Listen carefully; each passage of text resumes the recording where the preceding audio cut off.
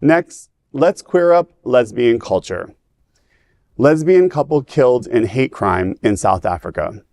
In Edendale, South Africa, a tragic hate crime claimed the lives of a lesbian couple, Nombulelo Bhixa and Minenhle Ngcobo, 22. Last week, the pair was fatally shot while entering a taxi in what is being investigated as a hate crime. The suspect is identified as one of the women's ex-partner and the father of her child, who reportedly could not accept the couple's queer relationship. The alleged perpetrator had a history of harassment towards the couple, prompting one of the victims to file a protection order against him. A friend of the victims expressed profound grief, stating, quote, "All I know is that they were very much in love with each other," end quote. They also conveyed frustration over the lack of clear answers regarding the incident. Uthingo Network, a local LGBTQ advocacy group, condemned the violence, highlighting the deep-seated homophobia in South Africa, particularly in rural areas. Local law enforcement confirmed that the case is under investigation with no arrests, yet urging anyone with information to come forward. The community remains in shock, grappling with the senseless loss and ongoing violence against queer individuals.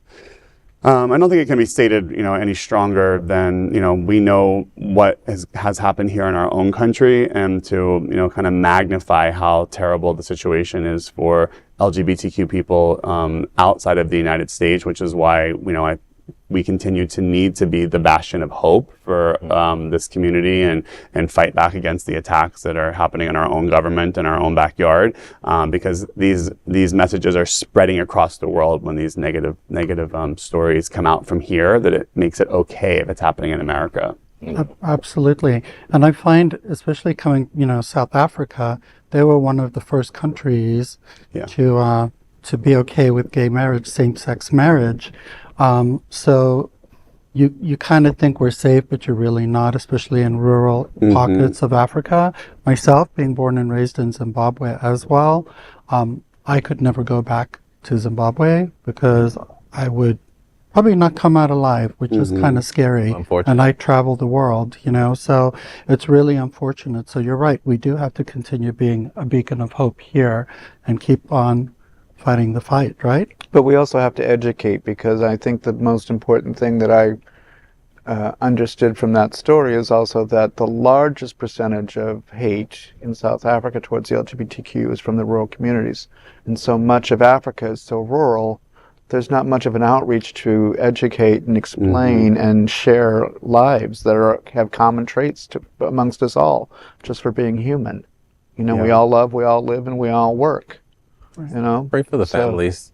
It's always sad, because and the outcome is not going to be positive, because the police are going to be investigating, I'm sure, for a really long time with very little to turn up.